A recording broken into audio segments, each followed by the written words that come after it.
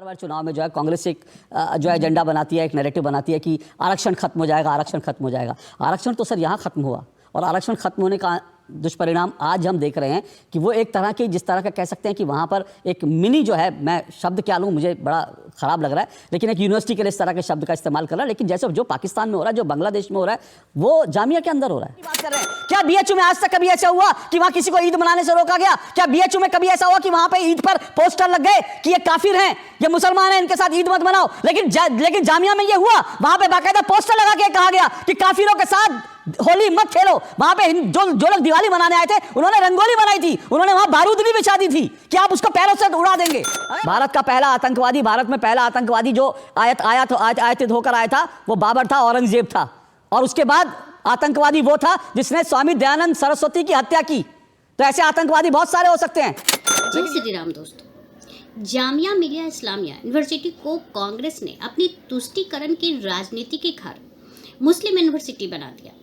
आज वहाँ कभी भारत तेरे टुकड़े होंगे का नारा गूंजता है, तो कभी जिहादी स्वर सुनाई देते हैं। इसी पे जोरदार डिबेट, जिसमें अशोक श्रीवास्तव ने कांग्रेस का सारा पर्दाफाश ही कर दिया। आइए देखते हैं जोरदार डिबेट। एक पूरी पटकथा लिख करके जिस तरीके से एक इंस्टीट्यूशन को बदनाम करने की कोशिश की जा रही, ये इंस्टीट्यूशन ख्वाब है महात्मा गांधी का, ये इंस्टीट्यूशन ख्वाब है प्रेमचंद जी का, ये उनके ख्वाबों की ताबीर है जो आज यहाँ दिखाई दे रही है।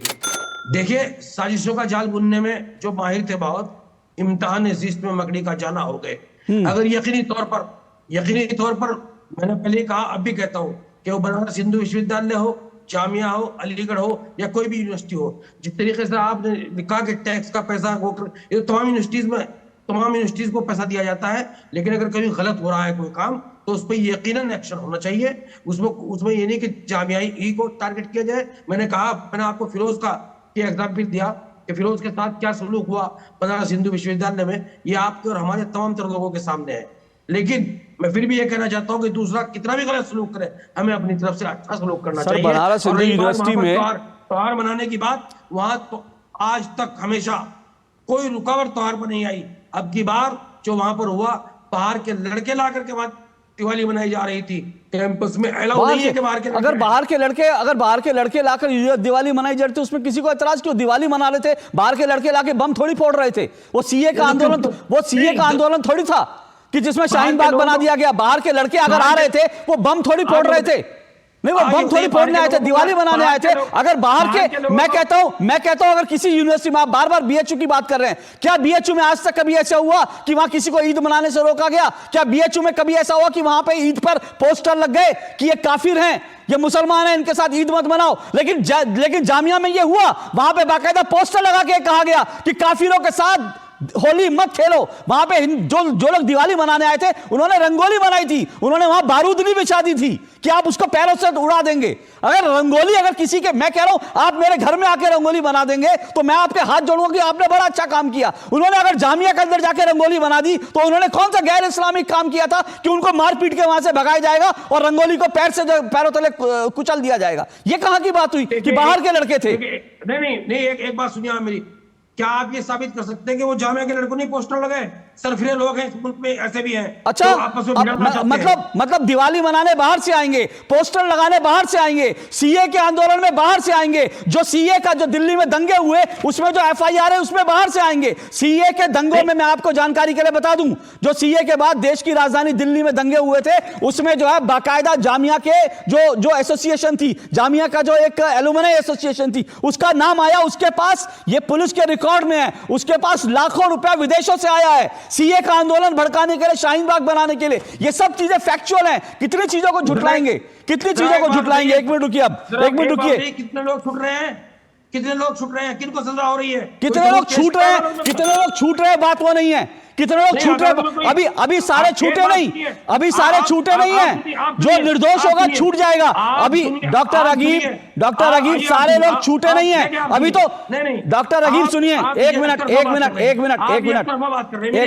मिनट डॉक्टर रगीब सुनिए, अभी सारे लोग छूट, एक मिनट सुनिए, मुझे और पैनलिस्ट के पास जाना, मैं फिर आऊंगा आपके पास। सारे लोग छूटे नहीं है। अगर सारे लोग छूट जाते तो फिर आप लोग ये एजेंडा नहीं बना रहे होते कि देखिए जुडिशरी कैसी है, मुसलमानों को नहीं छोड़ा जाता। अभी तो शर्जील इमाम और पता नहीं कितने लोग गिरफ्तार हैं, उनके बारे में कहा जाता है कि देखो जुडिशरी है, मुस्लिम को नहीं छोड़ा जा रहा। तो अभी बहुत सारे सफूरा जरगर को लेकर यही आपने बनाया था। ये सब मत बोलिए कि छूट गए, अभी नहीं छूटे हैं। और कोई अगर बेल पे छूटा तो बरी नहीं हुआ। डॉक्टर फैयाज के पास आ रहा हूं। डॉक्टर फैयाज, साध्वी प्रज्ञा क्या हुआ? साध्वी प्रज्ञा का अब सर इधर उधर मत जाइए, फैक्ट रहिए, इस जामिया पे रहिए, जामिया की बात कर रहा हूं मैं।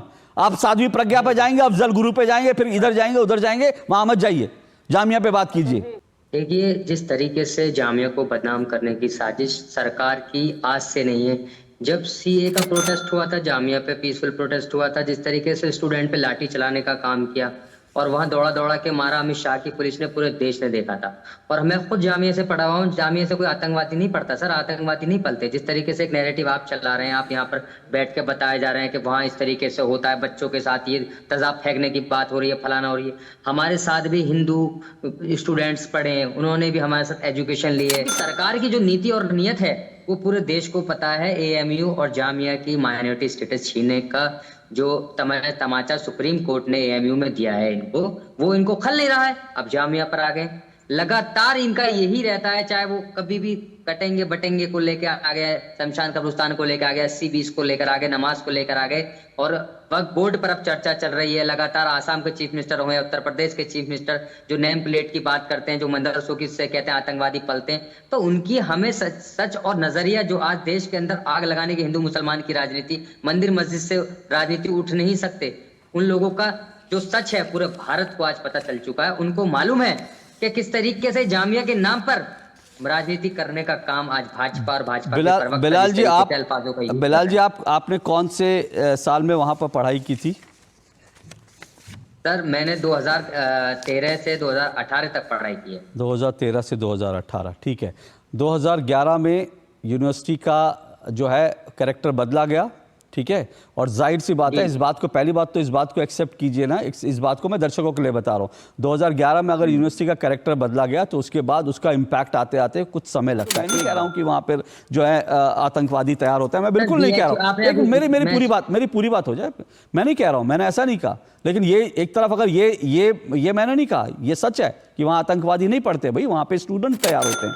लेकिन दूसरी तरफ एक सच ये भी है कि वहाँ से अभी पिछले दिनों एनआईए ने गिरफ्तार किया है एक जामिया का लड़का जिसका आईसिस से लिंक था। और दूसरी तरफ सीए के समय में जो पैसा आया, विदेशों से फंडिंग आई, उसका भी पूरा बैंक अकाउंट डिटेल्स है। तो ये सब चीज़ें भी हैं।